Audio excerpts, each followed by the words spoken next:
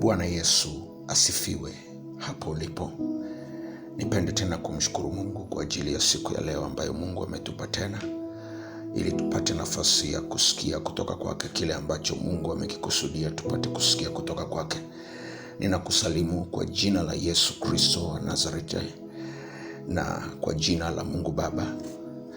Ninamshukuru Mungu sana kwa ajili yako ambaye umepata nafasi tena ya kunisikiliza tena siku hii ya leo tena. Nami nina kila sababu ya kumshukuru Mungu kwa ajili yako mahali ulipo, ambaye umepata nafasi na mlango tena wa kupata nafasi ya kutusikiliza. Ninasema na wewe kutoka Chato mjini Geita, na nina kila sababu ya kumshukuru Mungu kwa nafasi ambayo Mungu ametupa. Hewani tena ni mwalimu Thomas Mhina, mwalimu wa neno la Mungu la Biblia, na nimepata nafasi tena leo kwa ajili ya kukuletea mwendelezo wa somo ambalo tumeendelea kuwa nalo, ambalo lilikuwa likiweka msisitizo juu ya eneo la kupata msaada wa Mungu wa kimalezi katika nyakati hizi na majira haya. Na sio jambo ambalo kibinadamu au kwa namna ya kawaida unaweza ukaliweka uzito namna hii, na nikaendelea kutembea nalo kwa namna hii. Lakini kuna kitu ambacho kiko mbele na vitu ambavyo vinakuja ambavyo vinahitaji umuhimu mkubwa sana juu ya kupata maarifa haya. Mungu anapotuletea vitu vya namna hii, anapotuletea mfululizo wa namna hii, ujue kuna kitu anakuandaa nacho. Kuna kitu anakuandaa nacho siku za mbele. Maana mahali popote ambapo mwalimu anafundisha, maana yake kuna mtihani unakuja. Na kwa hiyo niko hapa kukwambia kwamba kuna mtihani unakuja mbele. Kama unauji mbele, uko tayari, uko nao tayari, na unahitaji kusikia hichi kitu ili uweze kuona msaada wa kimungu na kujua namna ya kutoka. Bwana Yesu asifiwe. Haleluya, haleluya, haleluya. Na katika yale ambayo Mungu ameendelea kutumia kusema na kutusemesha na kutufundisha hatua kwa hatua, katika somo lililopita nilipata nafasi ya kusemesha kwa habari ya malengo kadhaa juu ya somo ambalo tulikuwa nalo, na somo ambalo tunalo katika awamu hii linaenda kwa kichwa kinachosema Mungu anavyotumia sadaka kujifunua, kushughulika na vita ya miungu kwenye malango ya malezi.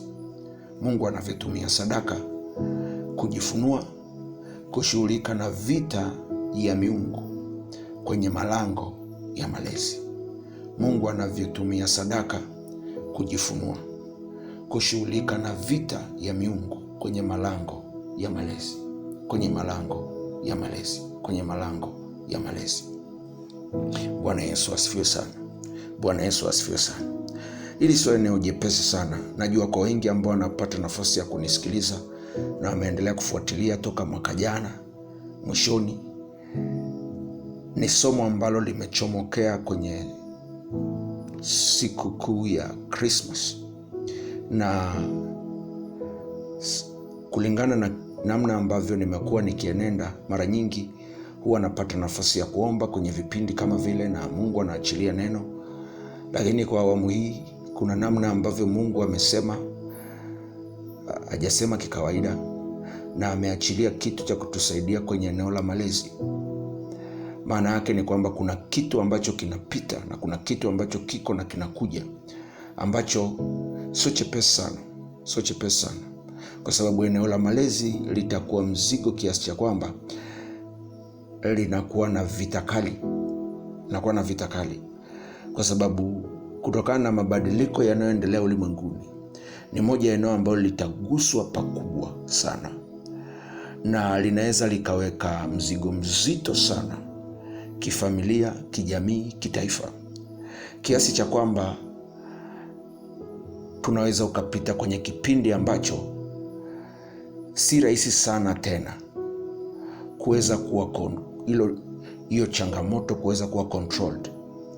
Na ni kitu muhimu sana kuweza kuelewa hapa, kwa sababu miongoni mwa mabadiliko ambayo yanaendelea ulimwenguni katika maeneo mbalimbali, ni muhimu sana uweze kuelewa kwamba sio mabadiliko madogo na sio changamoto ndogo, ni kubwa, na inahitaji upate msaada wa kukusaidia kwenye kipindi kama hichi. Tunahitaji msaada wa Mungu wa kutusaidia, na moja eneo ambalo litapata shida au ni moja eneo ambalo linaguswa na litaenda kuguswa na mabadiliko haya na miongoni mwa maeneo mbalimbali ni eneo la malezi, na sio kinamna nyepesi sana, ni kwa namna kubwa, kwa sababu itakuwa inagusa kimfumo.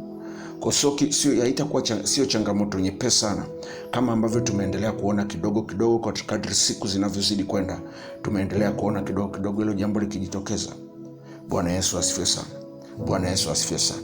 Na wazazi au viongozi wa kanisa au viongozi wa taasisi ambazo zina watu mbalimbali ambao wanalelewa au wanapata malezi pale, iwe ni ya kitaaluma, iwe ni ya kijamii ya kawaida, lakini hii changamoto iko na inakuja, ipo na inakuja, na itakuwa inagusa sana resources, kiasi cha kwamba ile upungufu wa resources au competition ya resources itaathiri sana utaratibu na mifumo ya kimalezi na utaratibu wa kimalezi, kiasi cha kwamba itakuwa si vyepesi sana hizi taasisi ikiwemo familia na taasisi mbalimbali kuweza kuhandle hiyo responsibility kwa namna ambavyo Mungu anataka. Na kwa hiyo ndo maana haya ni maandalizi muhimu sana kwako. Unapopata neema ya kusikiliza somo hili, tega sikio upate kusikia. Tega sikio upate kusikia. Sio kitu kidogo, sio kitu chepesi, ni kitu kikubwa, na ndio maana ni muhimu sana. Kiupande wangu mimi ungeniambia somo la kufundisha, nisingesema hili somo. Lakini Mungu amelishusha moyoni mwangu na ameliwekea mzigo na msisitizo mkubwa, na sina namna ambavyo naweza nikaacha cha Mungu. Kwa hiyo Mungu ameendelea kuleta hatua kwa hatua na namna ya kulifundisha kwa spidi ili uweze kupata mapema hivi vitu. Bwana Yesu asifiwe sana. Kwa sababu ni heri ukakutwa ukawa na haya maarifa, lakini ni heri ukakaa kwenye mkao wa kimaandalizi wa kupokea kile ambacho Mungu anakusemesha sahihi. Bwana Yesu asifiwe. Bwana Yesu asifiwe. Haleluya. Haleluya. Haleluya. Hiki ni kitu cha muhimu sana uweze kuelewa. Hiki ni kitu cha muhimu sana uweze kuelewa, kwa sababu majukumu yataongezeka, na miongoni mwa eneo ambalo litaathirika na watu wengi wataathirika, kwa sababu kulingana na ngazi ya kimalezi inategemea sana uongozi katika ngazi mbalimbali, iwe ni ya kifamilia. Na kwa hiyo uongozi unapoguswa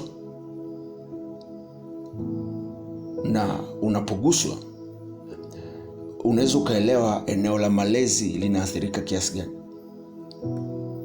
Bwana Yesu asifiwe sana. Haleluya. Haleluya. Haleluya.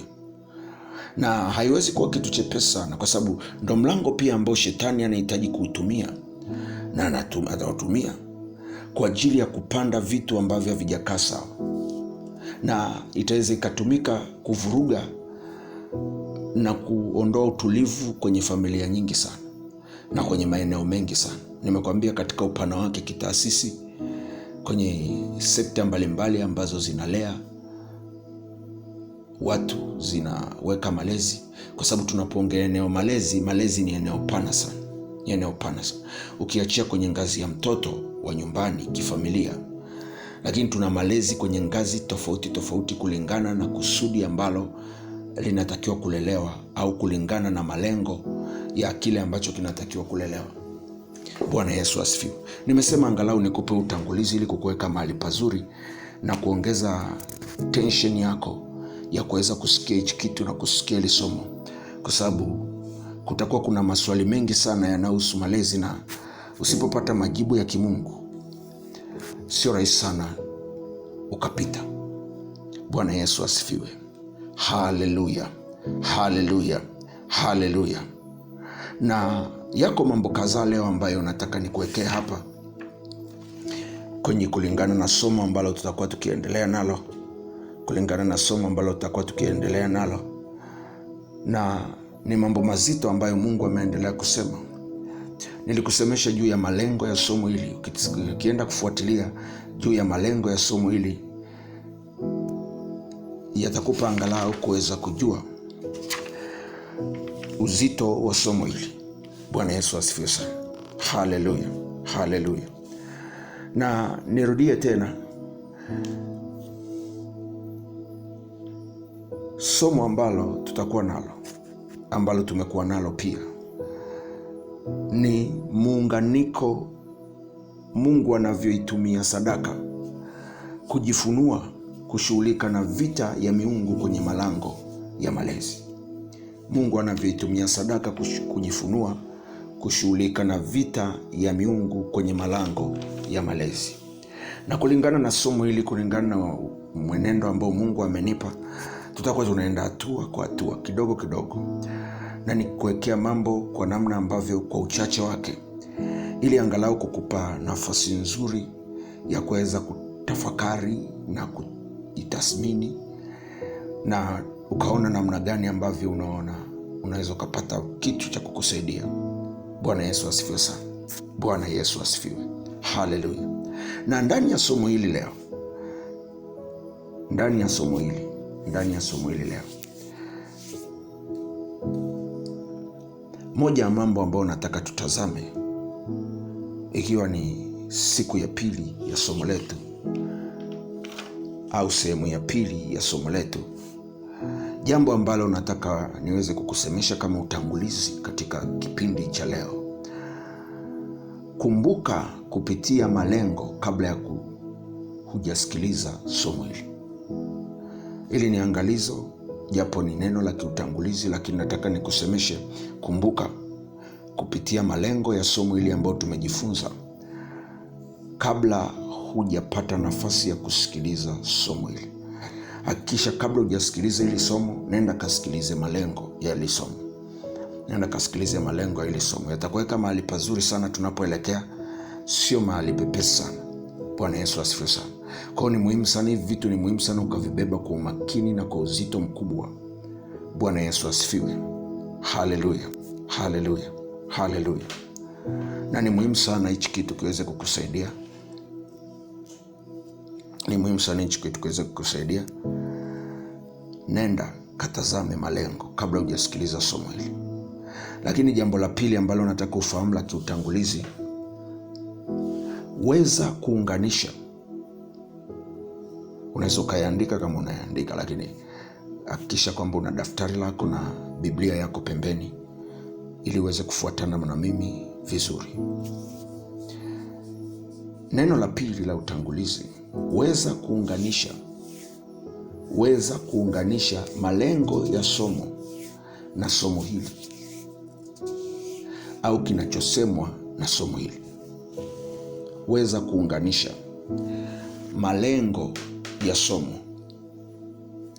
Weza kuunganisha malengo ya somo na somo hili, au na kinachosemwa katika somo hili.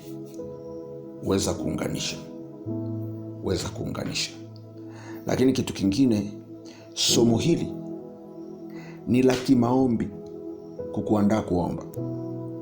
Somo hili ni la kimaombi. Najua tuna masomo ya aina tofauti tofauti, lakini hili somo ni kimaombi, limekaa kimaombi. Kwa hiyo kaa mkao wa kujifunza, kaa mkao wa kujiandaa kuomba. Bwana Yesu asifiwe sana. Bwana Yesu asifiwe. Maana ukishasikia somo ni la maombi au ni la kimaombi, maana yake nyuma yake limebeba roho ya maombi. Limebeba roho ya maombi. Kwa hiyo utakapolisikiliza, usishangae sana ukapata msukumo au ukapata mzigo wa kuomba. Bwana Yesu asifiwe sana. Bwana Yesu asifiwe. Na ukiusikia usiukatae au usiunyamazishe. Uko hapo, umekuja na umeshikamanishwa na hilo somo. Lengo lake ni kukusaidia ili uweze kushirikiana na huo upako na nguvu za Mungu ambazo zinakuja juu yako, kukusaidia kuweza kuomba, ili kile ambacho umejifunza ndani ya hili somo na kile ule msaada ambao Mungu anataka upate, uweze kupata. Bwana Yesu asifiwe. Ngoja tutazame jambo la kwanza leo. Kwa hiyo tutaangalia jambo moja tu kwenye hili somo, ili angalau kukuweka kwenye nafasi nzuri. Bwana Yesu asifiwe sana. Bwana Yesu asifiwe sana. Kwa sababu Unajua, tunapotazama kwenye ile eneo la malezi, roho ya maombi na nguvu ya maombi inatakiwa iongezeke kuwa kubwa katika kipindi hiki. Maana yake kwamba eneo la malezi litahitaji maombi mengi kuliko msaada wa kawaida. Nataka udake hii, usije ukasema sikukwambia. Itahitaji nguvu kubwa ya kimaombi, itahitaji msaada mkubwa wa kimaombi kuliko msaada wengine wa kawaida, hata kuliko hela, kuliko mahitaji ya kawaida. Utahitaji kitu cha kimaombi. Utakiona hiki kitu kikitokea. Maana yake ni kwamba kuna kitu cha kimalezi, changamoto za kimalezi zitakuja. Demandi itakuwa ina demandi maombi, itakuwa ina demandi msaada mkubwa wa kimaombi kuliko msaada wa kifedha, kuliko msaada wa kimahitaji wa kawaida. Na utakuwa mwenyewe ukitazama eneo la malezi, utakuja utaona kabisa hela ijibu hapa, mahitaji yajibu hapa, tunahitaji maombi, tunamhitaji Mungu hapa. Bwana Yesu asifiwe sana. Hichi ni kipindi ambacho kipo na ni kipindi ambacho kinakuja. Ndio maana najaribu kukusemesha hichi kitu ili uweze kushirikiana na upako ambao Mungu anaenda kuuachilia, na upako ambao Mungu anauachilia wa kuomba kwenye eneo la malezi, wa kuomba. Bwana Yesu asifiwe sana. Usitegemee sana mfumo na utaratibu ulio nao, kwa sababu hivi vitu vitakuwa overwhelmed. Itazidiwa capacity, itazidiwa ya kawaida, na utahitaji msaada wa kimaombi. Ndio maana ni bora ujiandae mapema.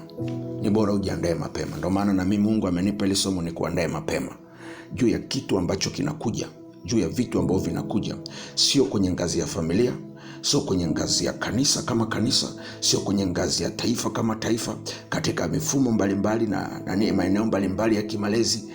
Tunahitaji waombaji, tunahitaji kuomba. Bwana Yesu asifiwe sana. Haijalishi mna utaratibu mzuri kiasi gani wa kimalezi, maombi yatahitajika zaidi kuliko utaratibu mlio nao. Nguvu ya maombi itahitajika zaidi kuliko mfumo uliopo, kuliko utaratibu uliopo. Natamani unielewe tu, kwa sababu sio kitu ambacho ni cha kawaida, hatujawahi kukiona, hakijawahi kuweko. Na ndio maana ni muhimu sana uweze kuelewa hili, ili kukuweka kwenye nafasi nzuri ya kuweza kudaka na kushirikiana na upako wa kimaombi. Bwana Yesu asifiwe. Haleluya. Unasema kwa nini?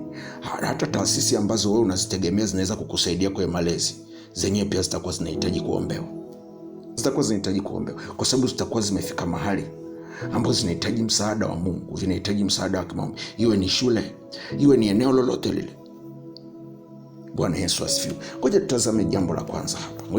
Jambo la kwanza. Leo tutaangalia jambo la kwanza lenye vipengele kadhaa, kama 6 hivi. Na katika jambo hili la kwanza tutatazama malango ya kiroho. Jambo la kwanza, malango ya kiroho kimalezi ni malango ya kiroho kimkakati kimalezi. Andika hivyo, kama unaandika andika hivyo. Malango ya kiroho kimalezi ni malango ya kiroho kimkakati kimalezi. Malango ya kiroho kimalezi ni malango ya kiroho kimkakati kimalezi. Thank you Jesus. Rapa korabasaka.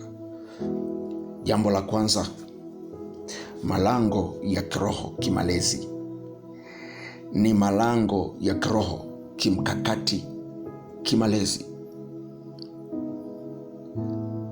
Malango ya kiroho kimalezi ni malango ya kiroho kimkakati kimalezi. Bwana Yesu asifiwe. Haleluya. Tukisoma tutasimamia kile kitabu cha Mathayo, ile sura ya 2 mstari wa 1 mpaka wa 6, alafu baadaye nitasoma mstari ule wa 11. Biblia inasema, Yesu alipozaliwa katika Bethlehemu ya Uyahudi zamani za mfalme Herode, tazama mamajusi wa mashariki walifika Yerusalemu wakisema, yuko wapi yeye aliyezaliwa mfalme wa Wayahudi? Kwa maana tuliiona nyota yake mashariki, nasi tumekuja kumsujudia. Basi mfalme Herode aliposikia hayo, alifadhaika, na Yerusalemu pia pamoja naye. Akakusanya wakuu wa makuhani wote na waandishi wa watu, akatafuta habari kwao, Kristo azaliwa wapi? Nao wakamwambia, katika Bethlehemu ya Uyahudi, kwa maana ndivyo ilivyoandikwa na nabii. Nawe Bethlehem katika nchi ya Yuda, hu mdogo kamwe katika majumba wa Yuda, kwa kuwa kwako atatoka mtawala atakayewachunga watu wangu Israeli. Bwana Yesu asifiwe. Haleluya. Ngoja nisome ule mstari wa 11. Anasema hivi, mstari wa 17, wakaingia nyumbani, wakamwona mtoto pamoja na Mariam mamaye, wakaanguka wakamsujudia. Nao walipokwisha kufungua hazina zao, wakamtolea tunu, dhahabu na uvumba na manemane. Hawa ni mamajusi baada ya kufika Yesu alipokuwepo. Bwana Yesu asifiwe sana. Haleluya. Moja ya jambo ambalo nataka tulitazame hapa, ambalo ni muhimu sana kwenye hili somo, wakati napata nafasi ya kuandaa hili somo, nilipokuwa napata nafasi ya kulitafakari, moja ya kitu ambacho kiliingia moyoni mwangu kikawa na msisitizo mkubwa ni malango. Mbali ya uwepo wa neno vita kwenye somo, lakini kitu ambacho kimekaa moyoni mwangu ni malango ya kiroho kimalezi. Na kwa sababu hiyo Mungu akaamua kulifunua kwangu niweze kuona kitu kilichoko ndani. Kwa nini Mungu ananiwekea msisitizo mkubwa sana kwenye neno malango? Kulitafakari, kuzama ndani sana, kulitafakari, nione kitu kilichoko ndani yake.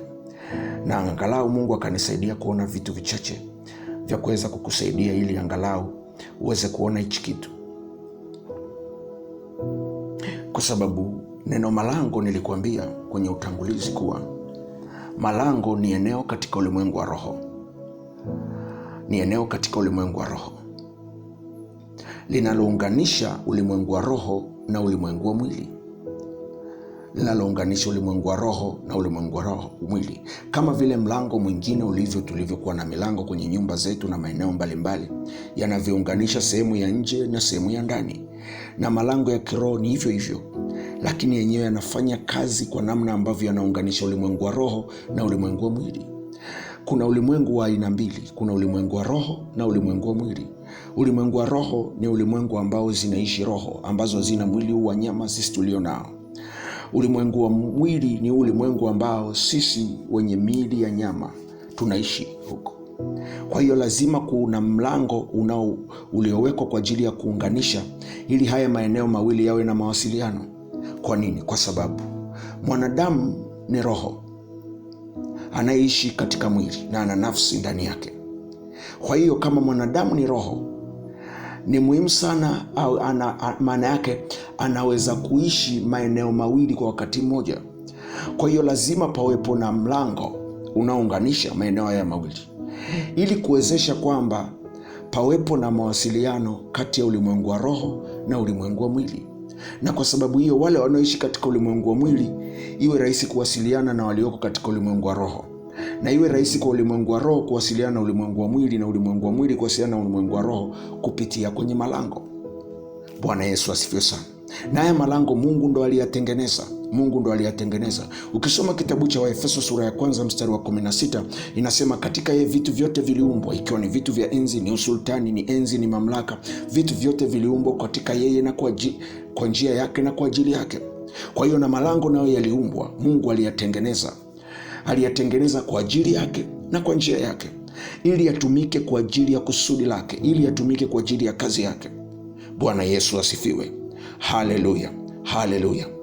Dhambi ilipoingia ulimwenguni na uasi ulipoingia ulimwenguni, ikasababisha malango haya na shetani apate nafasi ya kuyatumia. Bwana Yesu asifiwe sana. Haleluya. Nimesema angalau kukupa picha kidogo uweze kuelewa neno malango maana yake nini. Neno malango maana yake nini, ili uweze kukuweka mahali pazuri sana tunapoendelea kuzama ndani kwenye hili somo. Kwa kipengele chetu cha kwanza tunatazama malango ya kiroho ya kimalezi. Tunataka tuyatazame kimkakati, kwa sababu nilikwambia malango ya kiroho kimalezi ni malango ya kiroho yanayohusika kwenye eneo la malezi, au yanayofanya kazi ya kupitisha msaada wa kimalezi au vitu kwa ajili ya malezi ya kusudi la Mungu. Na kwa hiyo yale malango ya kiroho ni ya kimkakati. Malango ya kiroho ya kimalezi ni malango ya kiroho kimkakati kimalezi. Kwa nini? Kwa sababu ninaposema malango ya kiroho ni malango ya kiroho, lakini yanapokuwa malango ya kiroho kimalezi yanakuwa ni malango ya kiroho kimkakati kimalezi. Bwana Yesu asifiwe. Haleluya. Nataka uelewe hichi kitu tunapoendelea hapa. Ni malango ya kiroho kimkakati kimalezi. Neno mkakati au neno mkakati maana yake ni mpangilio au mpango wa kiutendaji unaowezesha kutimia kwa malengo fulani yaliyokusudiwa. Kwa hiyo tukisema mkakati au tukisema mpango mkakati, maana yake ni mpango, alafu una mkakati, maana yake namna ya kutekeleza au namna utakavyofanya kazi. Kwa hiyo tunaposema malango ni kimkakati, maana yake ni kwamba ndani ya mkakati unatuonyesha namna malango yanavyotakiwa kufanya kazi au namna ambavyo yamepangiwa kufanya kazi kwa ajili ya kutimiza kusudi la Mungu au lengo fulani lilokusudiwa. Kwa hiyo tunaposema ni malango ya kiroho kimkakati kimalezi, nataka uelewe hapa vizuri, kwa sababu usipodaka hapa huko mbele itakuwa ngumu sana kuelewa. Tunaposema mlango uko kimkakati au ni kimkakati kimalezi, maana yake ni kwamba ni malango ya kiroho kwanza. Nataka uelewe, malango ya kiroho kimalezi ni malango ya kiroho kwanza, lakini kiutendaji au kiutekelezaji ni ya kimalezi. Bwana Yesu asifiwe. Haleluya. Nataka uelewe hapa, tunaposema malango ya kiroho kimalezi ni malango ya kiroho kimkakati kimalezi, maana yake ni kwamba haya malango ya kiroho ya kimalezi ni malango ya kiroho kwanza. Maana yake yanafanya kazi kama malango mengine ya kiroho yanavyofanya kazi, lakini tunaposema malango ya kiroho kimalezi ni malango ya kiroho kimkakati kimalezi. Kwa hiyo yanapoingia kimkakati, maana yake yanakuwa kimalezi. Bwana Yesu asifiwe. Haleluya, haleluya, haleluya, haleluya. Kwa nini? Ili afanye kazi kimalezi lazima yawe kimkakati, yanawekwa kimkakati. Kwa hiyo ni muhimu sana uweze kuelewa kwamba yale malango ya kiroho yanayohusika kwa ajili ya malezi yako kimkakati. Kwa nini? Kwa sababu yako kwa namna ambavyo kwa ajili ya kuwezesha kutimia kwa kusudio fulani lilokusudiwa kwenye eneo la malezi, yako kwa ajili ya kutimiza eneo kusudi la kimalezi. Bwana Yesu asifiwe sana. Haleluya, haleluya. Na yako malango tofauti tofauti ambayo nitaenda kukusemesha hapa ili uweze kuyatambua, na iwe rahisi sana unapopata nafasi kwa ajili ya kuomba, iwe rahisi sana kuomba kwa ajili ya hayo maeneo, kwa ajili ya hayo maeneo. Yako malango kama 6 hivi. Nitakupitisha kwenye moja baada ya jingine ili iweze kukusaidia, lakini nitaka uelewe neno mkakati linavyosimama na linavyofanya kazi kimuunganiko na neno malango na malezi. Bwana Yesu asifiwe. Haleluya, haleluya, haleluya. Ngoja nitoe mfano huu, labda unaweza ukanielewa kirahisi. Unapoenda benki, kuna milango tofauti. Unaweza ukaingia kwenye mlango wa kwanza, ukaingia. Ukiwa unahitaji labda eneo lingine la huduma, kuna mlango mwingine unaingia. Ile milango haiko tu kama iko. Ile milango iko kimkakati. Kwa nini iko kimkakati? Iko kimkakati kwa sababu unapotazama malango kimkakati, msisitizo hauko kimalango, hauko kwenye malango. Ni muhimu sana uweze kuelewa hichi kitu. Unapotazama malango kimkakati, msisitizo wake hauko kwenye malango. Msisitizo wake uko kwenye kazi au jukumu la ule mlango. Kandaraba shakorobo sikiriasa. Nataka uelewe, tunapotazama juu ya malango ya kiroho kimkakati, kimalezi, au unapolitazama lango kimkakati, msisitizo wake haukuangalii lango, unaangalia kazi yake. Unaangalia kazi iliyopewa kufanya, kazi ya ule mlango. Unapotazama lango kama lango, utauangalia kama sehemu ya kuingilia. Lakini unapotazama lango kimkakati, utaangalia kazi yake iliyokusudiwa au jukumu lake lililokusudiwa. Bwana Yesu asifiwe. Haleluya. Na ndio maana unapoenda benki, unapoyatazama yale malango yako kimkakati, unasema kwa nini? Kwa sababu huwezi ukatumia mlango wote. Kwa sababu mlango unapokuwa kama mlango, kama uko kimkakati, ni wa kuingia na kutoka. Lakini mlango unapowekwa kimkakati, sio tu wa kuingia na kutoka kienyeji. Maana yake unaongozwa, kule kuingia na kutoka kunaongozwa na kitu kingine, kunaongozwa na maelekezo mengine yanayoamua unaingia na kutoka kwa sababu gani. Hiki kinaingia na kutoka kwa ajili ya nini, au kwa ajili ya kutekeleza kusudi lipi, au kwa ajili ya kazi gani, inapitisha kitu gani. Bwana Yesu asifiwe. Ukienda airport, kuna milango tofauti. Unaweza ukaiona milango kafikiri yote unaweza ukaingia tu ukatoka. Ukienda pale unashangaa unazuiwa na mlinzi. Anakuambia unaenda wapi? Wewe shida yako ni kwamba uliangalia mlango, lakini ukujua ile milango iko kimkakati. Bwana Yesu asifiwe sana. Unasema kwa nini? Haipitishi tu kila kitu. Haitumiki tu kwa ajili ya kila kitu. Ina kazi yake. Na ukienda kwa watu wa mahali pengine imewekewa na lebo pale juu, imewekewa kibandiko. Unasema kwa nini unaniambia haya maneno? Na kusemesha haya maneno uweze kuelewa. Kwa sababu ni rahisi ukasikia mlango ukafikiri ni kitu ni eneo tu la kuingia na kutoka, ni eneo la kupitisha kitu na kuingiza kitu. Hapana. Unapoanza kuyatazama kimkakati, unaongezewa na kitu kingine. Maana yake ni kwamba unatafuta kazi yake. Huo mlango ni nini? Bwana Yesu asifiwe. Haleluya. Maana usipoelewa, sio kitu chepesi sana ukaweza kuelewa hichi kwenye eneo la malezi. Bwana Yesu asifiwe sana. Haleluya. Kwa sababu sio kila mlango unapitisha kila kitu cha malezi. Malezi yana mahitaji mbalimbali, na kwa hiyo hayawezi kutumia mlango mmoja. Kuna kila milango, na ile milango lazima inapotengenezwa, Mungu alipoitengeneza aliitengeneza kimkakati, akijua kabisa inatengenezwa kwa namna ambavyo kila mlango utakuwa unapitisha kitu chake una kazi yake. Kila mlango una kazi yake. Ndio maana nimekuambia kwa habari ya ukienda airport, kuna mlango ambao umeandikwa ni exit door, mwingine ni entry, mwingine ni luggage, ni wa kupitisha mizigo, mwingine ni una kazi tofauti. Kwa hiyo milango ya kimalezi, haya malango yanapotengenezwa katika ulimwengu wa kiroho kwa ajili ya eneo la malezi, kila mlango una kazi yake. Bwana Yesu asifiwe.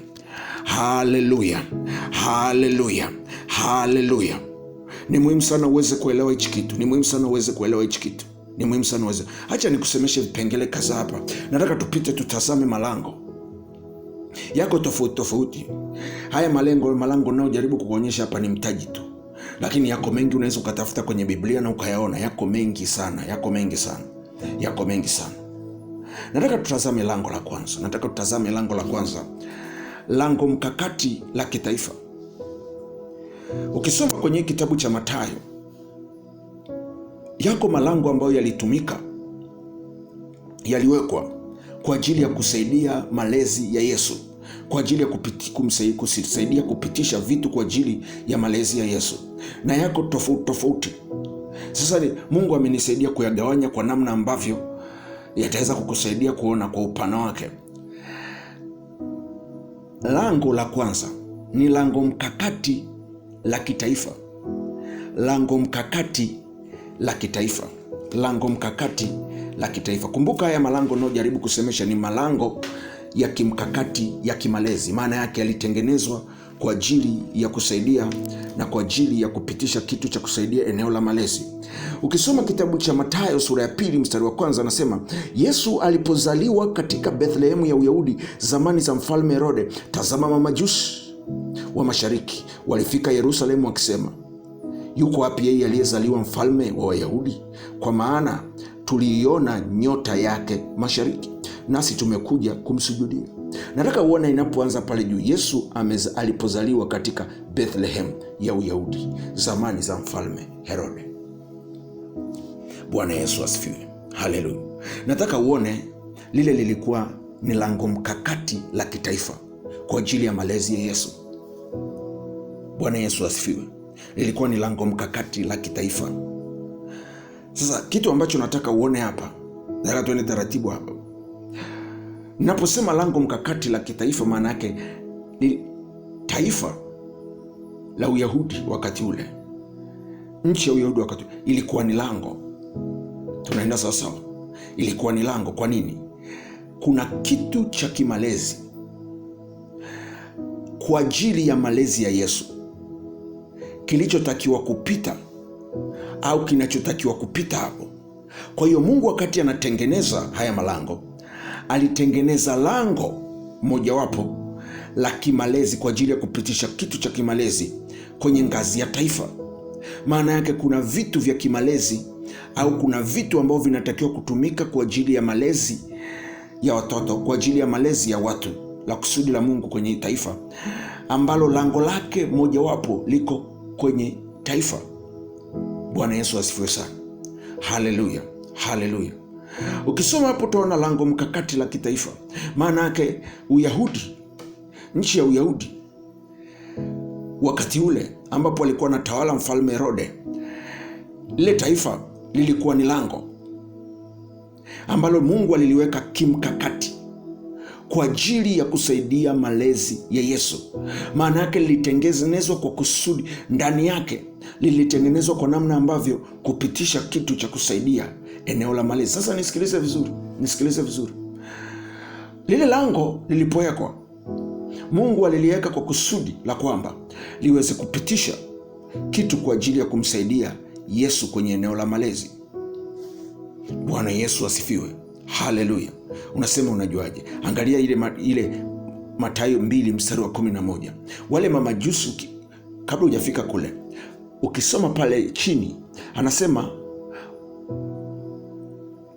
wale mamajusi walipofika wa mashariki, maana yake walitoka nchi nyingine.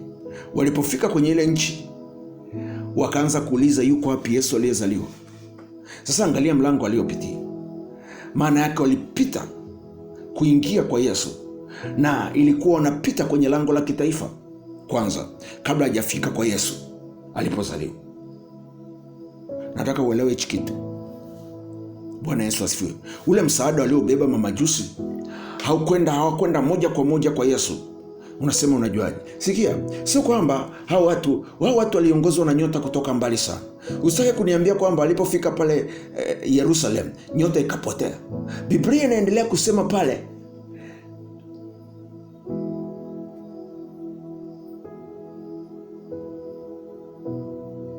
ile nyota iliyoendelea kuwatangulia, maana yake ilikuwa inaendelea kwenda pamoja nao, ikaenda mpaka kwenye nyumba, ile nyumba ambayo Yesu alikuwa amezaliwa.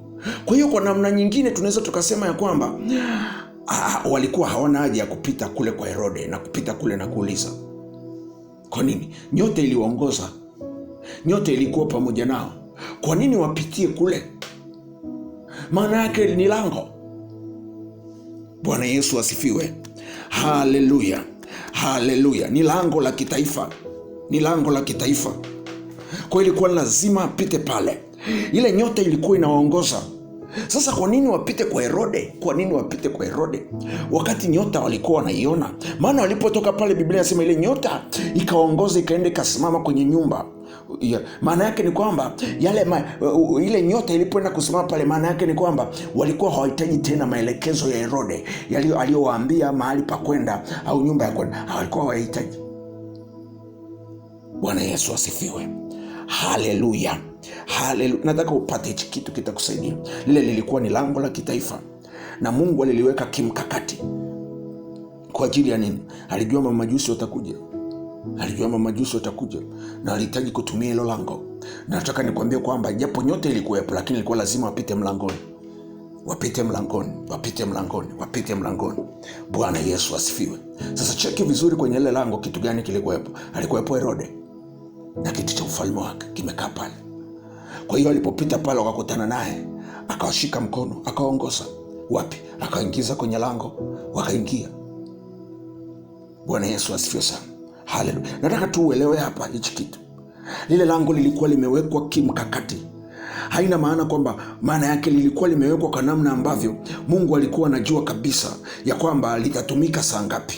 Alikuwa anajua kabisa muda huu na majira haya, nani akae kwenye hichi kiti, nani akae kwenye hii nafasi, nani akae kwenye hii nafasi, nani ambaye atatumika kuwepo hapa kwenye hili lango, nani akae kwenye hili lango kwa ajili ya kutimiza kusudi fulani lililokusudiwa. Bwana Yesu asifiwe. Haleluya, haleluya. Ngoja tutazame lango la pili hapa. Ngoja tutazame lango la pili. Nataka angalau kukuwekea hivi vitu ili angalau uweze kuelewa, ili usikwame. Lango la pili, lango mkakati la mji. Nataka tu utambue haya malango. Lango mkakati la mji, lango mkakati la mji, lango mkakati la mji. Ile Mathayo sura ya 2 mstari wa 1 anasema, Yesu alipozaliwa katika Bethlehemu ya Uyahudi zamani za mfalme Herode, tazama mamajusi wa mashariki walifika Yerusalemu wakisema. Bethlehem ni mji, Yerusalemu ni mji. Kwa hiyo alipokuwa anasema ya kwamba amezaliwa Bethlehem ya Uyahudi mjini Yerusalemu, maana yake ni kwamba ule mji ulikuwa ni lango. Ndio maana unaona yanatajwa kwa pamoja. Bwana Yesu asifiwe sana. Haleluya, haleluya, haleluya, haleluya. Lile lilikuwa ni lango pia. Ulikuwa ni mlango ambao uko kimkakati. Kwa nini? Kwa nini upo kimkakati? Kwa sababu ulikuwa uko pale kibahati mbaya. Ulikuwa una kazi yake. Mungu alikusudia liwe lile lango litumike sawasawa na Mungu alivyolikusudia. Unasema kwa nini? Lango la mji lilikuwa ni lango kwa ajili ya kupitisha kitu cha malezi kwa ajili ya Yesu. Bwana Yesu asifiwe. Haleluya. Mimi sijui kama unajua, Bethlehem kule Yerusalemu Uyahudi ndipo ambapo alizaliwa Daudi. Biblia inasema kwamba atakirithi kiti cha Daudi baba yake. Anaposema baba yake, ina maana Daudi alikuwa ni baba yake Yesu? Hapana, alikuwa ni babu yake Yesu. Lakini anaposema baba yake, hiyo ni lugha ya kiagano, kujulisha ya kwamba anarithi kiagano kile kiti. Bwana Yesu asifiwe sana. Kwa hiyo lile lango la mji lilikuwepo pale kimkakati kwa ajili ya kusaidia au kwa ajili ya kupitisha kitu kwa ajili ya malezi ya Yesu. Bwana Yesu asifiwe sana. Haleluya, haleluya. Unasema kwa nini? Kwa sababu kama Mungu alisema atarithi kiti cha Daudi baba yake, alizaliwa kwenye mji ule ule ambao Daudi babu yake alizaliwa pale, ambaye amekusudiwa akirithi kiti chake. Kwa hiyo unaweza kuelewa kwamba kuzaliwa kwa Yesu kwenye mji wa Bethlehem, kuna kitu cha malezi ambacho kilikuwa kinapitishwa pale. Lilikuwa ni lango kwa ajili ya kupitisha kitu kwa ajili ya kumsaidia Yesu kwenye eneo la malezi. Bwana Yesu asifiwe sana. Unasema kwa nini? Kwa sababu mji unaweza ukapitisha, ni lango kwa ajili ya kupitisha vitu vya kimalezi kwa ajili ya mtoto wako. Taifa ni lango, linaweza likapitisha vitu vya malezi kwa ajili ya mtoto wako. Unasema kwa nini? So watu wengi sana wanafuatiliaga sera za elimu, mabadiliko ya mifumo ya elimu ya kitaifa. sera mbalimbali za elimu zinapotengenezwa, unaweza ukaona ni kama vile hazikuhusu fulani hivi, lakini usijue ya kwamba ni kitu cha malezi kinapita pale. Bwana Yesu asifiwe. Haleluya, haleluya. Unasema kwa nini? Kwani curriculum zinapotengenezwa za elimu mbalimbali, wewe unadhani ni kwa ajili ya nini? Za malezi. Watoto wa taifa hilo walelewe kwa kupitia mifumo ya elimu. Bwana Yesu asifiwe. Haleluya, haleluya. Na unaweza usijue kitu gani kinapita pale, kwa sababu unaweza ukaelewa wakati Herode anapata ile taarifa na roho iliyoingia ndani yake, alikasirika sana. Biblia inasema, na alipokasirika kutokana na mamajusi kumdanganya, akaamuru watoto wote wauawe. Unasema ilipitia wapi ile adhabu? Ilipitia kwenye lango la malezi kitaifa. Ni amri iliyotoka kwenye kiti, kwenye lango. Bwana Yesu asifiwe sana. Haleluya, haleluya. Ilipitia pale, ile adhabu ilipitia pale kitaifa, haikupitia Bethlehem, ilipita kitaifa. Ile adhabu ilipitia pale, ilienda kwa watoto wote. Bwana Yesu asifiwe. Haleluya. Nataka angalau kukusemesha hivi vitu, angalau kukupa kitu cha kukusaidia uweze kuelewa hapa, uweze kuelewa hapa. Maana yake usipoelewa, si rahisi sana ukajua namna ya kuomba, Unajua kuna vitu vingapi ambavyo vinapita kitaifa, vinapita kwenye mji, ambavyo vinagusa malezi, au vinagusa kwenye eneo malezi ya mtoto wako, au malezi yako binafsi, la kusudi la Mungu liloweka ndani yako. Bwana Yesu asifiwe. Haleluya, haleluya, haleluya. Unasema kwa nini?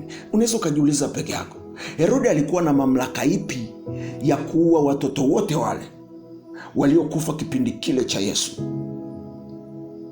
Alikuwa na mamlaka ipi? Maana yake ni kwamba kuna kitu kilikuwepo kwenye kiti na kwenye ile nafasi, kwenye ile lango la kitaifa, ambalo alitumia ule mlango kupitisha ile adhabu na kuachilia ile adhabu. Na shetani alipata mlango ule ule, akapitisha hiyo adhabu kwenda kwa watoto wote wa kiume waliozaliwa katika kile kipindi cha Yesu.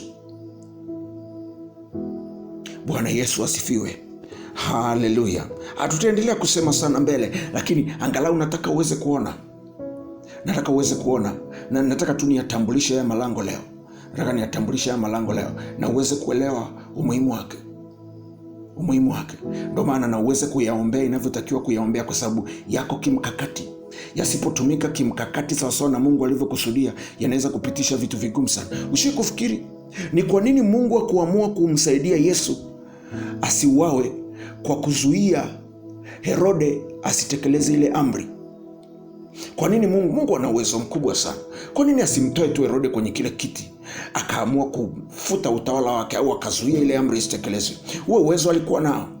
Kwa nini aruhusu ile amri ipite? Na yeye ana mamlaka juu ya watawala wote wa dunia. Kwa nini aruhusu ipite? Bwana Yesu asifiwe. Haleluya. Unasema kwa nini? Kwa sababu hata shetani mwenyewe walitumia sheria za kiroho zilizokuwepo, kwa sababu kulingana na sheria za kiroho, lile lango lilikuwa pale kimkakati, na kuna kitu vilikuwa vinapitishwa pale, na kwa hiyo akaamua kutumia hiyo advantage ya kuamua kutumia ile sheria ya kiroho, na shetani naye akaamua kupitisha hiyo adhabu. Bwana Yesu asifiwe.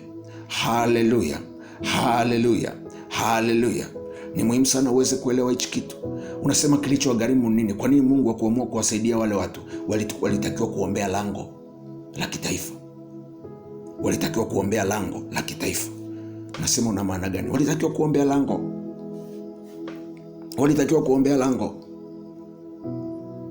Kwa nini waombee lango? Waombee lango isipitishe hicho kitu, kwa sababu kama wangekesha na kuomba, wangekuwa na utaratibu wa kuombea lile lango ili litumike kimkakati sawasawa na Mungu alivyolikusudia, kama lilivyowekwa kimkakati kwa ajili ya kupitisha vitu vya malezi. Wakaliombea lile lango ili lipitishe kitu cha malezi ambacho Mungu amekikusudia kwa ajili ya watoto wote walioko ndani ya ule mji. Wangeomba. Bwana Yesu asifiwe. Haleluya, haleluya. Hawakuomba.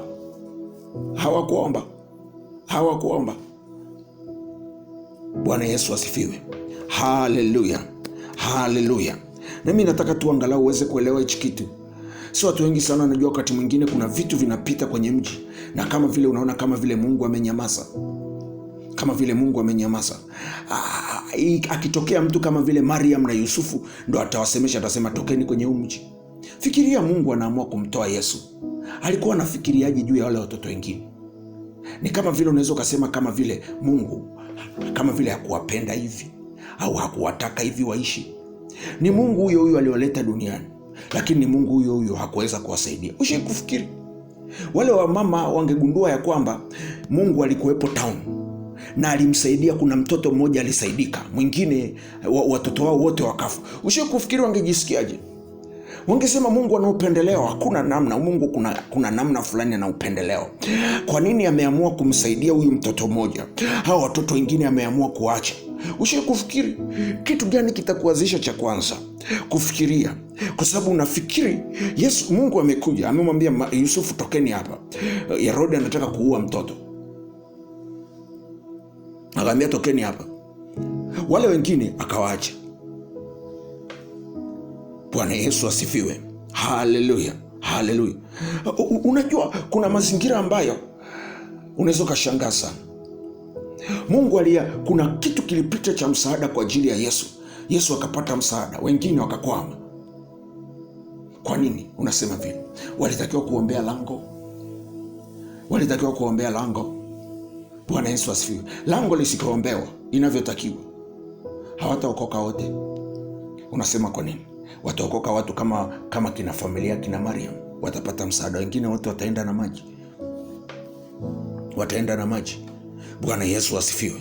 Haleluya, haleluya, haleluya. Ni muhimu sana uweze kuelewa hichi kitu. Ndio maana unaweza kuelewa kwenye mji watoto wote wanapita kwenye shida, halafu unakuja kugundua kuna watoto wachache wanapata msaada. Halafu cheki msaada wanaopata, wanaambiwa tokeni kwenye mji, peleka mtoto nje huko, peleka shule fulani, toa kwenye mji.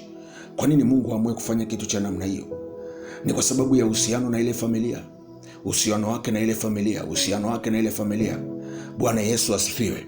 Haleluya, haleluya. Lakini tunapoamua kuomba kwa ajili ya mji, tunapoamua kuomba kwa ajili ya lango la kimkakati la kimalezi la kitaifa, tunapoamua kuomba kwa ajili ya hilo lango, lengo ni kwamba makusudi yote yaokolewe. Unasema sasa, kwani kulikuwa kuna shida gani Yesu kupona wale wengine wakafa? Okay, ushai kufikiria wale watoto ndoto walizobeba ni ndoto kubwa kiasi gani? Bwana Yesu asifiwe sana. Kuna hasara yake, kuna gharama yake, kuna hasara yake, kuna gharama yake kwa taifa na kwa mji pia. Bwana Yesu asifiwe. Haleluya, haleluya. Ipo gharama yake, ipo gharama yake, ipo gharama yake, na ni muhimu sana uweze kuelewa hichi kitu. Ndio maana ukipita kwenye mji, kama kuna roho imemwagwa kwenye mji na machafuko na vitu vimevurugika kwenye mji, unaweza ukaelewa hichi kitu kwa haraka sana. Ghafla unakuja kuona watoto wote wanaharibika, afu watoto wachache wanaokolewa. Sasa unaweza kusema bora mwanangu amepona, au bora mtoto wa fulani angalau tumemtoa kwenye nyumba. Okay, wewe unaweza ukafurahi, lakini sikia, iko gharama kubwa sana. Unaweza usione mapema, lakini inakuja. Unasema kwa nini? Hao watoto wote hao wamebeba ndoto, wana kusudi la Mungu ndani yao. Kuna kitu cha Mungu kaweka ndani yao, halafu zote zinafia chini. Ndio maana tunapoamua kuomba kwa ajili ya malango ya kimkakati yaliyoko kwenye mji, ili yaweze kupitisha kitu cha malezi, yafanye kazi sawasawa na kusudi la Mungu, sawasawa na kazi Mungu aliyoikusudia, sawasawa na kusudi la Mungu alilolikusudia, uwe na uhakika ya kwamba wale watoto wote watavuka. Maana yake ni kwamba tutakuwa tumepata ushindi mkubwa sana kwa shetani. Unasema kwa nini? Kwa sababu sikia, sisi ni watumishi wa Mungu kwenye eneo la malezi, na tunatakiwa tusimame kwenye hayo malango kuyalinda. Unasema kwa nini? Malango yote, malango mkakati ya mji na ya kitaifa yanahitaji kuwepo na walinzi. Unasema kwa nini? Malango yako kimkakati kwa sababu yako kiulinzi pia. Kwa nini? Kwenye lango panatakiwa pawepo na walinzi, na wale walinzi ni waombaji. Nitakusemesha hiki kitu baadaye, tutakapoendelea na hili somo nitaendelea kukusemesha, lakini nimeangalia kukugusia kidogo. Bwana Yesu asifiwe. Haleluya, haleluya, haleluya. Na Mungu aliamua kuyaweka haya malango kimkakati. Lengo ni ili aweze kushirikiana na watu duniani au kwenye hilo eneo, iwe kwenye taifa, iwe kwenye nchi, kimkakati kulinda kusudi lake. Nataka uelewe hichi kitu. Mungu aliweka malango kimkakati ili aweze kushirikiana na watu kwenye hilo eneo kimkakati kulinda kusudi lake. Bwana Yesu asifiwe. Haleluya, haleluya, haleluya, haleluya. Nataka uelewe hichi kitu, kitakusaidia.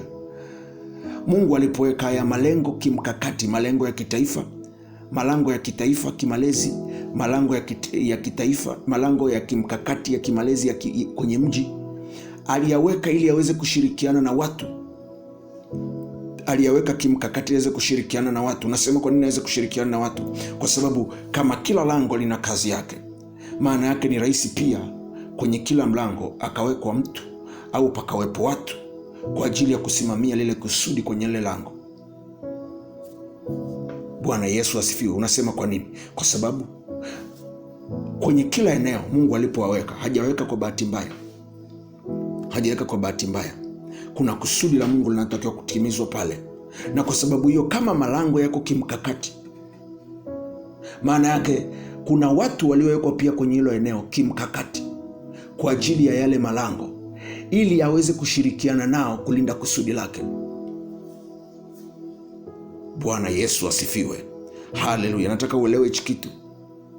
Mungu alipoweka malango ya kimalezi kwenye mji, malango ya kupitisha kitu cha malezi kwenye mji, maana yake pia kuna watu waliowekwa kimkakati kwenye huo mji kwa ajili ya kushirikiana na Mungu kulinda kusudi lake. Bwana Yesu asifiwe. Haleluya, haleluya, haleluya. Unasema kwa nini? Kwa sababu kama Mungu ameweka lango, kuna lango la kupitisha vitu vya malezi kwa ajili ya mji, maana yake ni kwamba watu waliowekwa kwenye huo mji pia wako kimkakati. Wapo kimkakati. Kwa nini wako kimkakati? Wapo kimkakati kwa sababu lipo kusudi la Mungu ambalo linatakiwa kutimia. Lipo kusudi la Mungu linalotakiwa kuzaliwa kwenye huo mji. Kwa hiyo Mungu alipoweka haya malango kimkakati, anajua kabisa kuna watu ambao pia amewaweka kimkakati kwa ajili ya kushirikiana nao, kwa ajili ya kusimamia kusudi lake kwenye huo mji. Bwana Yesu asifiwe. Ushawahi kufikiria ni hasara kiasi gani ule mji ulipata Yesu kuondolewa kwenye ule mji? Fikiria wewe, ungesikia sasa Bwana Yesu, Bwana alizaliwa hapa, lakini Bwana hakulelewa hapa. Unasema eti kwa nini hakulelewa hapa? Bwana Herode alitaka kumuua. Kuna vita iliinuka kwenye huu mji, kabidi aondoke. Sasa fikiria hasara mtakaopata. Afu mnamsikia Yesu yuko miji mingine kule anachapa injili, watu wanaokoka, watu wanafufulika, watu wanaponywa. Afu nyie kwenye hicho kijiji mna shida, watu wanaumwa, wana magonjwa, mnalazimika muingie gharama ya kusafiri kumfuata Yesu aliko. Lakini Mungu alimleta kwenye mji wenu. Nataka uelewe, Mungu alimleta Yesu kwenye mji wenu, mkashindwa kumlinda kimkakati, kushirikiana na Mungu kiulinzi kimkakati, kulinda malezi yake. Kwa hiyo Mungu alipokuja akamtoa. Sasa unaelewa kwa nini Mungu alipokuja akamtoa Yesu kwenye ule mji, wale wengine akawaacha. Unasema kwa nini? Walishindwa kushirikiana na Mungu kwenye malezi ya Yesu. Kwa hiyo Mungu alipokuja akaamua kumtoa Yesu, haina maana Mungu alikuwa anamtoa Yesu kama kumtoa tu. No, alimtoa Yesu kama kumtoa kwa sababu alikosa mkono wa shirika kwenye mji. Biblia inasema Herode alipohuzunika na Yerusalemu ilihuzunika pamoja naye. Maana yake ni kwamba ilisimama pamoja naye kwenye msimamo wa Herode, kupinga juu ya uwekezaji wa Mungu kwenye malezi ya Yesu, kupinga juu ya kile ambacho kinatakiwa kupita juu ya malezi ya Yesu. Kwa hiyo Mungu akasema isiwe kesi, akamtoa Yesu kwenye ule mji. Sasa hasara ilikuwa ni kwa mji. Unasema kwa nini kwa mji? Baadaye wanakuja kusikia Yesu anakuwa msaada kwa mji mwingine. Wakati alizaliwa kwao angekuwa msaada kwao, aliletwa kwao, lakini kwa sababu hawakutoa ushirikiano. Ushawahi kufikiria ni watu wangapi ambao Mungu anawaleta kwenye mji, Mungu anawaleta kwenye taifa, na kutokana na kuto kupata mkono wa Mungu, kukosa mkono wa shirika, kimkakati kwa ajili ya kulinda yale makusudi ya Mungu ambayo Mungu ameyakusudia kwenye watu wanaozaliwa kwenye huo mji, watoto wanaozaliwa kwenye huo mji. Tunapoteza watu wangapi? Tunapoteza msaada mkubwa kiasi gani? Unajua changamoto nyingi sana unazikuta mahali kwenye mji, kwenye taifa. Unaweza kufikiri kama vile Mungu hajawahi kutusaidia. No, inawezekana amemleta Yesu, amezaliwa kwenye mji wenu, mkashindwa hata kumpa gesti ya kulala, akalala kwenye hori ya ng'ombe, mkashindwa hata kushirikiana na Mungu kumsaidia. Kanda rapasa korobosi, kushirikiana naye. Kanda rapasi kiria sakorobosha. Nataka uelewe hichi kitu. Ni watu wangapi? Mungu anaweka lango lake liko kimkakati. Kuna watu amewaweka hapo kwa ajili ya kuombea watu kusudi la Mungu yanayozaliwa hapo, watoto wanaozaliwa hapo, vipawa vinavyoletwa hapo, watu wanaoletwa hapo, kusudi la Mungu linaloletwa kazini, vipawa vinavyoletwa hapo mahali. Hamuombi mpaka wanaondolewa, mpaka wanaondoka. Unasema wanaondoka kwa nini? Wanapigwa vita. Herode anatafuta kuwaua. Sasa na Mungu anasema kama Herode anatafuta kumuua, acha nimtoroshe, niokoe kusudi langu liloko ndani yake. Bwana Yesu asifiwe. Haleluya. Mimi nishangaa sana watu wa ule mji. Hawakuomba eti, walisimama upande wa Herode. Ndio maana watu wengi sana kwenye mji unajikuta wanasimama upande wa shetani. Wanasema kitu gani? Wanasema yani mtoto kwa kweli ametushinda tabia zake ni mbaya. Jamii, familia au watu wa ule mji ni rahisi sana kulalamika na kunungunikia na kusemea. Wasiombe, wasijue kwamba Mungu anataka mkono wao washirika kwa ajili ya kulea ilo kusudi la Mungu, kwa ajili ya kulea yale makusudi ya Mungu ambayo Mungu ameweka ndani ya wale watoto wanaozaliwa kwenye hilo eneo, wanaozaliwa kwenye ule mji. Umewekwa hapo kimkakati. Haijalishi uko kwenye eneo lipi, lakini kama umewekwa kwenye mji, umewekwa kwenye kijiji, uko hapo kimkakati. Maana yake kuna kusudi maalum, kuna kazi maalum ya kufanya, ya kushirikiana na Mungu, kulinda kusudi lake ambalo ameleta, kulinda hilo lango la malezi, ili watoto wanaozaliwa kwenye hilo eneo wapate msaada wa kimalezi Mungu aliokusudia kwenye hilo eneo. Mungu kakuweka hapo kimkakati kwa ajili ya kulinda hilo lango, kwa ajili ya kutunza hilo lango.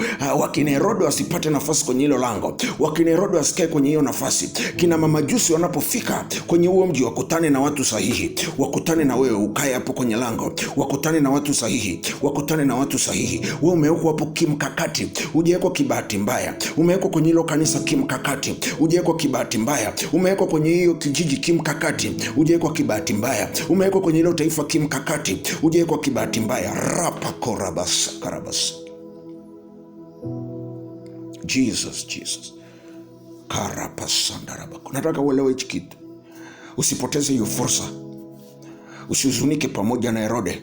Simama pamoja na Mungu. Simama pamoja na Mungu. Nani angejua kama wale watu wangesimama pamoja na Mungu wakati ule Herode anataka kuua, wakati ule Herode anahuzunika, wangeamua kusimama upande wa Yesu, wasihuzunike pamoja na Herode. Nani angejua Mungu angewaletea wokovu? Nani angejua Mungu angewaletea wokovu kutoka juu? Bwana Yesu asifiwe sana. Alafu cha kushangaza, walifikiri shetani ni mtu mzuri sana. Walihuzunika pamoja na Herode, lakini Herode akawageukia baadaye, akaua watoto wao. Bwana Yesu asifiwe. Haleluya. Nataka uelewe hichi kitu. Unaweza ukafikiri kama vile shetani ni mzuri sana kiasi cha kwamba ukaamua kusimama upande wake. Unasema uwekezaji wa Mungu, unasema kile Mungu ambacho amekileta, kusudi lake ambalo ameleta. Bwana Yesu asifiwe. Haleluya. Mimi nataka uelewe hichi kitu tu. Uko kimkakati. Na kama uko kimkakati, maana yake kaa kimaombi. Omba. Tunakaa mkao wa kimaombi. kama mkao wa kimaombi kwenye hilo eneo, kama mkao wa kimaombi, kuolea, kushiriki na Mungu kwa ajili ya kulinda na kutunza hilo lango la kimalezi. Hilo lango la mji lipitishe vitu vya kimalezi ambavyo Mungu amevikusudia. Visipitishe ukahaba, visipitishe uzinzi, visipitishe ulevi, vipitishe vitu vya kwa ajili ya kusaidia malezi ya watoto, malezi ya vijana kwenye hilo eneo. Inategemea kitu gani? Inategemea maombi yako. Inategemea wewe unaposimama na kuomba. Unaweza ukasema mtoto wangu mimi yuko salama. Hujajua kitu ambacho kiliwapata wale ndugu wa kule Yerusalem, kule Bethlehem. Kitu kiliwapata, walifikiri watoto wao watakuwa salama kwa kusimama upande wa Herode, lakini wakaja kugundua kwamba hawako salama kivile. Sikia nikwambie, yule mtoto ambaye anaingia kwenye ukahaba, ujui amekusudiwa kuwa msaada kiasi gani kwa mtoto wako. Ujui amekusudiwa kuwa msaada kiasi gani kwa ajili yako pia. Katika maisha yetu tunategemeana. Unaweza ukazani mtoto wako ni bora kuliko mtoto wa mwingine. Unaweza ukazani utumishi wako ni bora kuliko utumishi wa mwingine. Sikia nikwambie, kuna namna ambavyo tunategemeana. Mungu hajaweka kila kitu ndani ya mtu mmoja. Tunategemeana. Huyu anategemea kwa yule, huyu anategemea kwa yule. Maana yake kuna namna fulani, mwingine akikwama na sisi kuna mahali tutakwama. Bwana Yesu asifiwe. Ndio maana lazima tuwe walinzi wa hayo malango, kwa sababu mbadala wa kupitisha malango, yasipopitisha kitu cha kimungu cha kimalezi kwa ajili ya watoto kwenye huo mji na hilo taifa, uwe na hakika inapitisha roho ya uharibifu kama ilivyopitisha wakati ule ikaua watoto wote. Bwana Yesu asifiwe. Na sisi hatuwezi tukaendelea kuacha kitu cha namna hii. Hatuwezi kuendelea. Wewe uko kimkakati hapo. Lazima Mungu amekuweka kimkakati uweze kushirikiana naye kwa ajili ya kulinda hilo lango, ili alitumie kwa ajili ya kupitisha vitu vya kimalezi vya kuwasaidia vijana. Hujawahi kufikiri mji mzima au kanisani, unaweza ukakaa kanisani, hamna mafundisho ya vijana, hamna semina kwa ajili ya kulea vijana, hamna semina za ndoa, usikii ndoa zikilelewa, usikii malezi ya ndoa, usikii mafundisho ya ndoa, lakini utasikia manunguniko kanisani, kila mtu akilalamikia. Unajua hawa vijana siku hizi ni wazinzi sana. Okay, kuna kitu gani cha kimalezi cha kuwasaidia wasio wazinzi?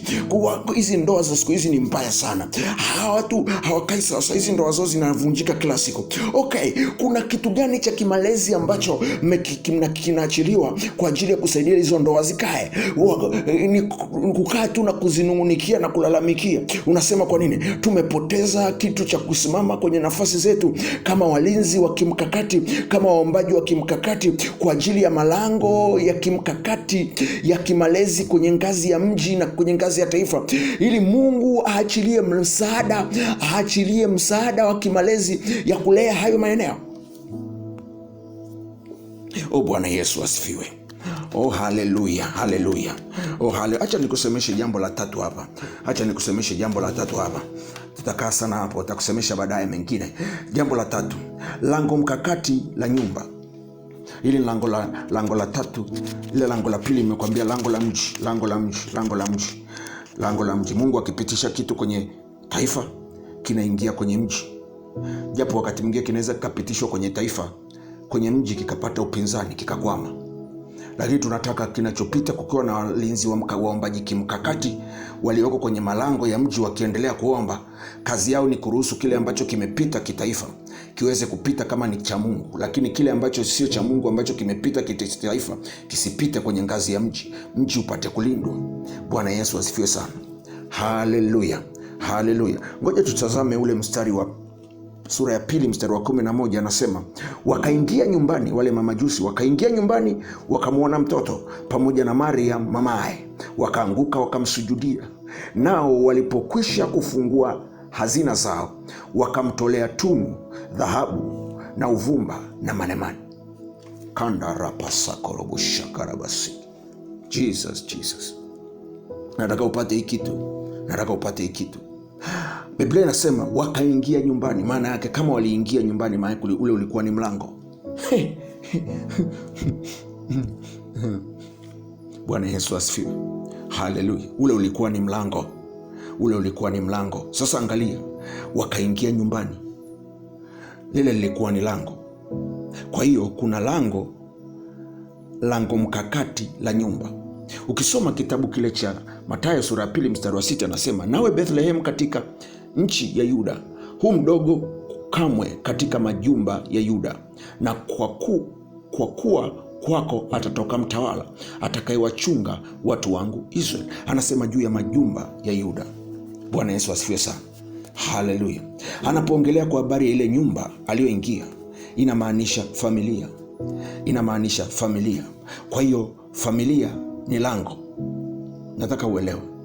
Alipokuwa anasema wakaingia nyumbani, maana yake waliingia kwenye lango.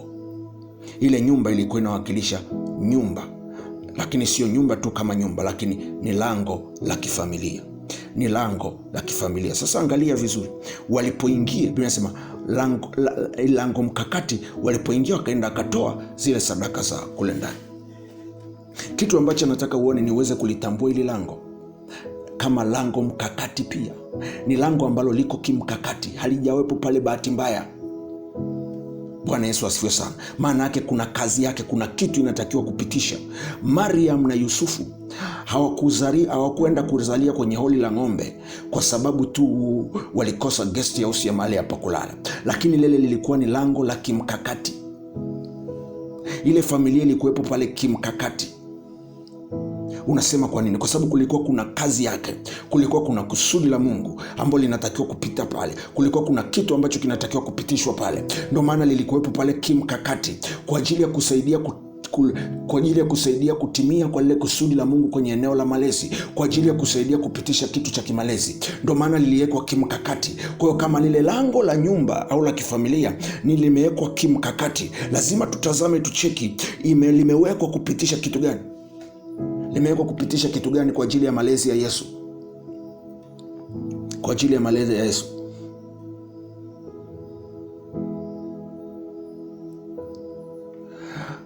Ukienda vizuri kwenye ile sura ya kitabu cha Luka mtakatifu, nataka tuone pale haraka haraka. Luka mtakatifu sura ya 2. Nataka nikusemeshe tu kitu hapa mara moja. Alafu sura ya 2 ule mstari wa 8.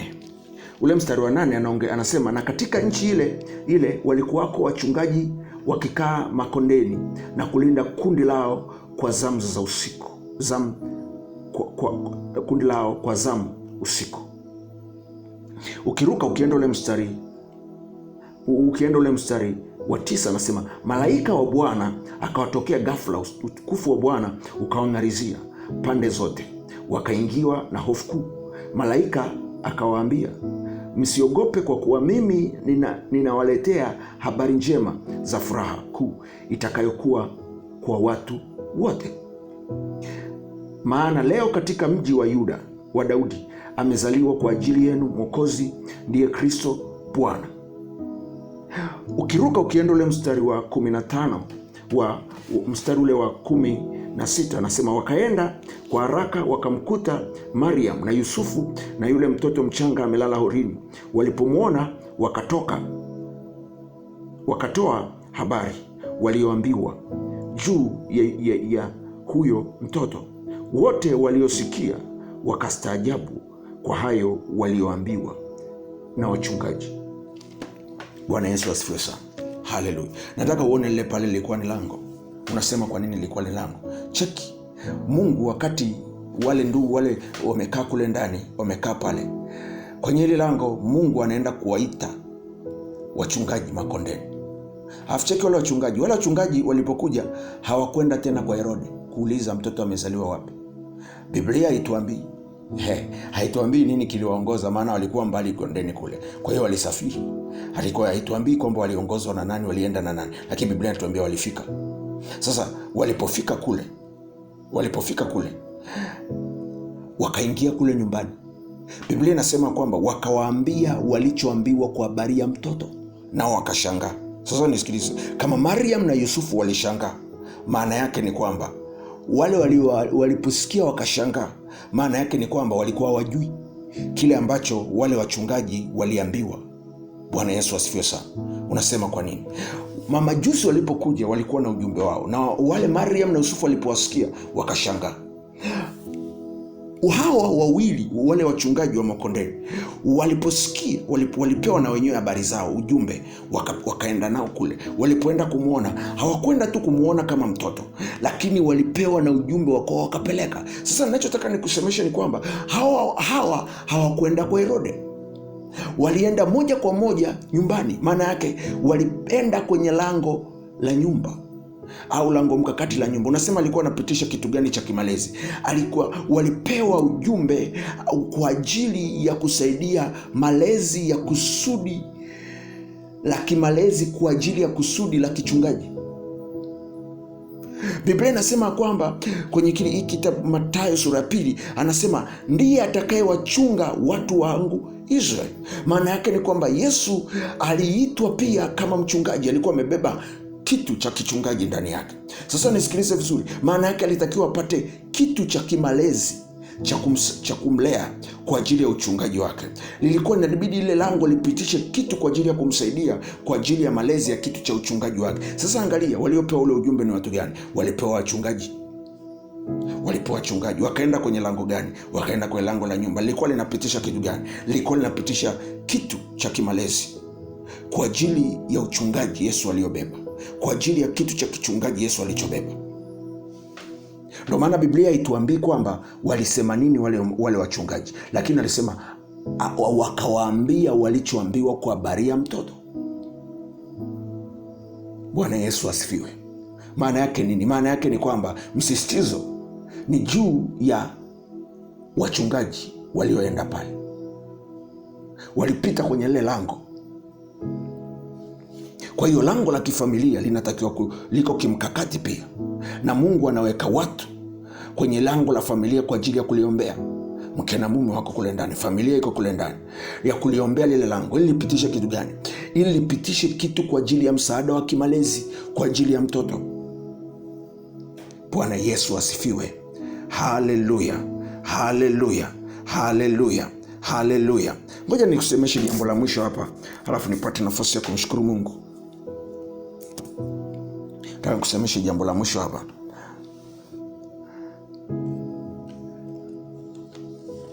Lango mkakati la baba.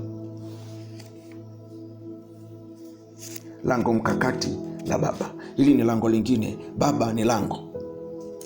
Baba ni lango. Lango la nini? Lango la kimkakati la kimalezi. Maana yake kuna vitu vya kimalezi ambavyo baba anapitisha.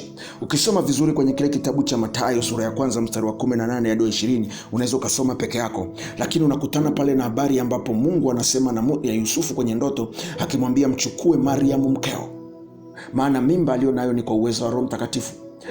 Kitu ambacho unakishangaa sana ni kwamba ukirudi kule nyuma, Biblia inaanza kwa kusema Mariam wakati anatembelewa na malaika alikuwa amechumbiwa. Biblia inasema maana yake alikuwa ni mchumba, au alikuwa ameposwa. Biblia inasema maana yake alikuwa ni mchumba wa Yusufu, alikuwa sio mke wake.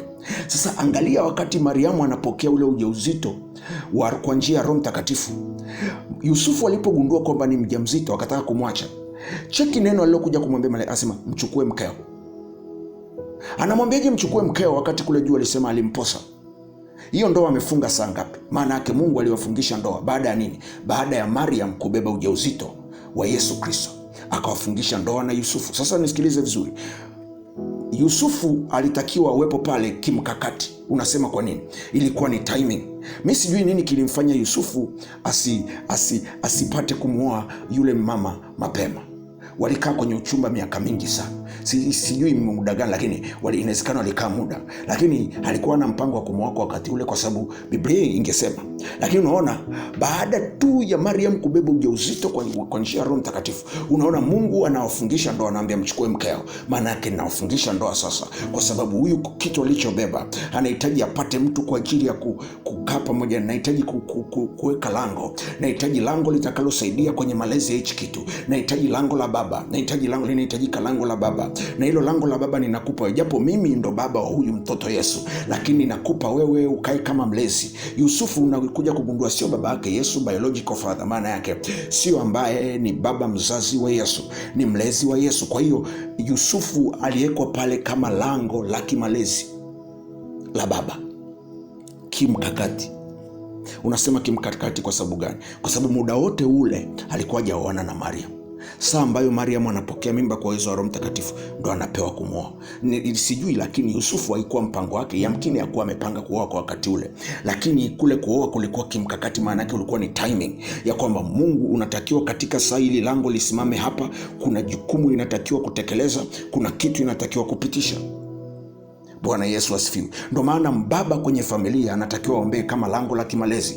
Kuna kitu cha kimalezi kinatakiwa kupita kwa baba. Ndio maana usifurahi sana juu ya habari ya kitu kinachoongezeka katika jamii sasa, juu ya wadada na wamama ambao wanazalishwa tu alafu wanakuwa ni single mothers, hana mume, hamna baba kwenye familia.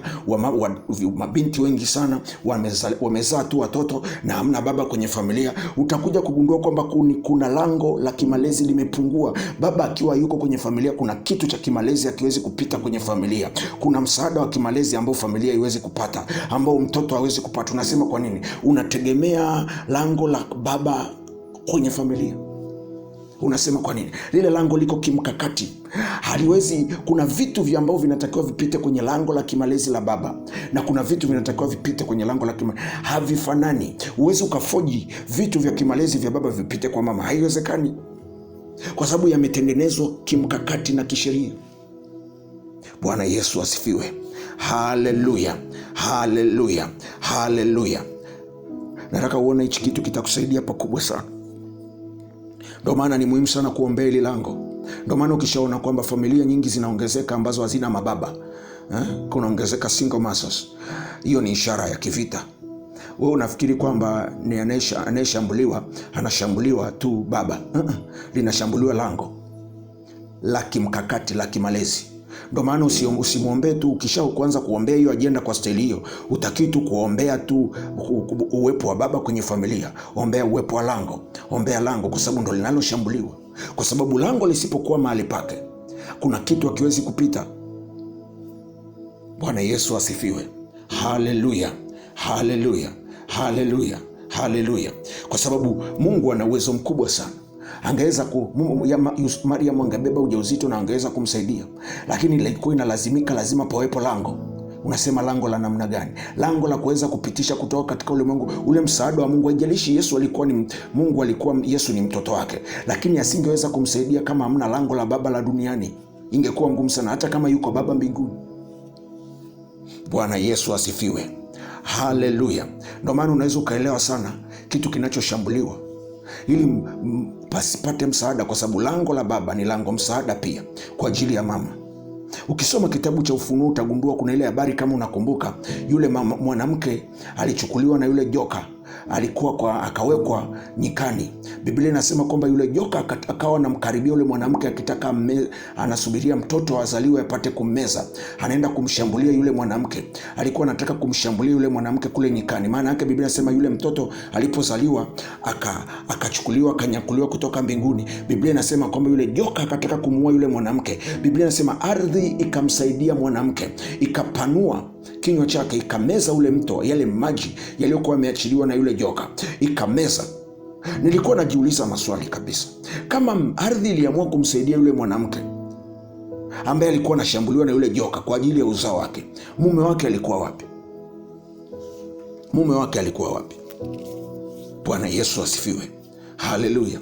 Mpaka msaada unatokea kwenye ardhi, ardhi ndo inapasuka inamsaidia mwanamke. Baba alikuwa wapi? Unasema kwa nini? Ni muhimu sana uweze kuelewa hichi kitu, kitakusaidia kuliombea lango baba, lango la kimkakati la baba likae mahali pake. Ushawahi kufikiri wababa wengi sana waondoke kwenye familia, mtoto akipatikana akizaliwa ndo anaondoka? Kwa nini? Shetani anawahi timing, kwa sababu baba ndo ule muda anatakiwa, alafu ndo muda ule anamuondoa ili lisifanye kazi kimkakati.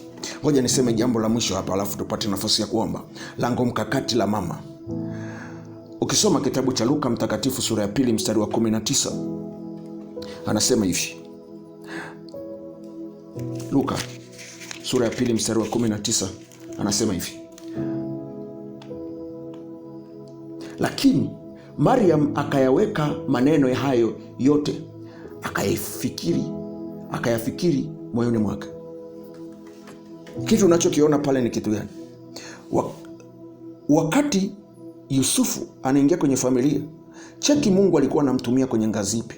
Alikuwa ndo maelekezo yaliyokuwa anapewa kwa ajili ya kumwokoa Yesu kutoka kwa Herode wakati ule asimue. Mungu alisema na Yusufu, alimwambia mchukue mtoto. Wakati pia wako kule Misri wanataka kurudi kwenda kule Bethlehem, Mungu akasema tena na Yusufu kwa ndoto, akasema mchukue mtoto mpeleke Nazareth. Hakusema na Mariam. Sasa cheki hapa kwenye 19. Biblia, wale watu walipokuwa wanakuja nyumbani wanaongea yale maneno, Biblia sema Mariam alikuwa anayatunza. Kwa nini alikuwa anayatunza? Lilikuwa ni lango na lenyewe linatunza maneno. Kwa ajili ya nini? Kwa ajili ya kulea, kwa kufuatilia kile malezi ya mtoto, kuhakikisha yale yote yaliyonenwa yanatimia sawasawa na Mungu alivyokusudia, kuhakikisha kusudi la Mungu linatimia, kuhakikisha neno la Bwana linatimia, kudaka neno la Mungu kwa ajili ya malezi ya mtoto. Bwana Yesu asifiwe. Haleluya, haleluya, haleluya. Ndio maana Yusufu alikuwa ni lango ya kupokea neno la Bwana kwa ajili ya kumsaidia Yesu wakati ule. Mariam alikuwa anapewa neno. Ndio maana Mariam mpaka Yesu anakuwa mkubwa ndo alikuwa anatembea naye pia kwenye huduma. Kila mahali alikuwa, kuna mahali alikuwa anaenda naye, anatembea naye. Unasema kwa nini? Alikuwa ametunza maneno. Akifuatilia kitu gani? Anatunza kuhakikisha yale maneno yote yaliyosemwa anahakikisha kwamba yanatimia. Alikuwa anaendelea kulea huduma yake. Analea lile kusudi la Mungu lilokusudia. Unaona, anatembea pamoja naye. Anatembea pamoja naye akilea huduma yake, analea huduma ya Yesu Kristo ipate kufikia kwenye kile ambacho Mungu amekikusudia. Bwana Yesu asifiwe. Haleluya. Mengine nitaendelea kukuwekea kesho, lakini nataka tupate nafasi ya kuomba hapa. Nataka nipate nafasi ya kuomba hapa. Lakini moja ya kitu ambacho nataka niombe kwa ajili yako, nataka nikuombee upako. Nataka nikuombee upako kwa ajili ya nguvu kusimama pamoja na Mungu, kwa ajili ya ulinzi kimkakati, kusimama pamoja na Mungu kimaombi, kwa ajili ya kusimamia malango ya kimkakati ambao Mungu yameyaweka mahali ambapo upo. Malango ya mama kwenye familia, baba kwenye familia, malango ya mji, malango ya kifamilia. Nataka nikuombee upako. Mimi sijui yuko mahali gani, lakini nataka nikuombee upako uje juu yako ili usimame pamoja na Mungu kuomba kwenye eneo la maombi. Nataka nikuombee upako ukae juu yako. Nataka ufunike macho yako mahali ulipo nipate nafasi ya kuomba. Baba, katika jina la Yesu Kristo wa Nazareti, ninakushukuru kwa wingi wa fadhili zako na rehema zako. Mungu wangu, ninaomba kwa ajili ya mama huyo, ninaomba kwa ajili ya kijana huyo ambaye yuko mahali hapo, ambaye Mungu ananisikiliza.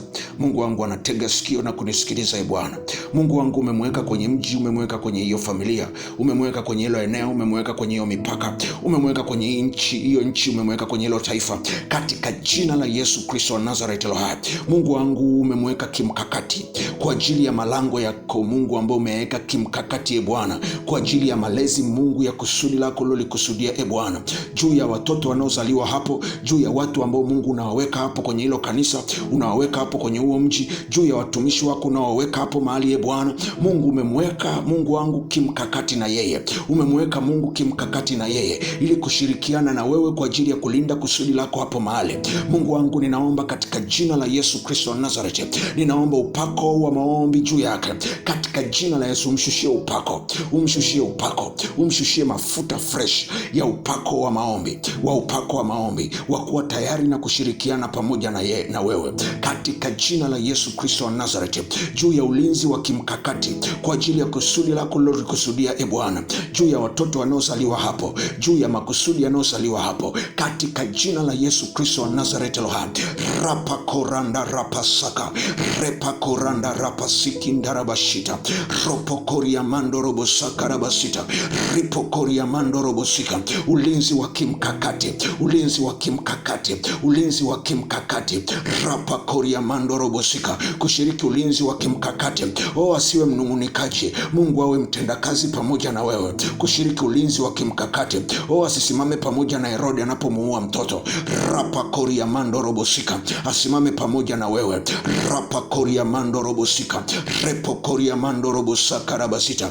Baba, kwenye hiyo familia Bwana Mungu msaidia apate kusimama pamoja na wewe juu ya ulinzi wa kimkakati, juu ya lango la mama Mungu wangu ambalo ni lango la kimkakati, na huyo mama kusimama Bwana kwa ajili ya lango la huyo baba Bwana ambalo pia ni lango la kimkakati Bwana, ili lisimamie kusudi lako lolikusudia Bwana katika jina la Yesu Kristo wa Nazareti aliye hai, katika jina la Yesu Kristo wa Nazareti aliye hai. Asante Mungu wangu kwa kuwa Bwana umenisikia, katika jina la Yesu Kristo wa Nazareti.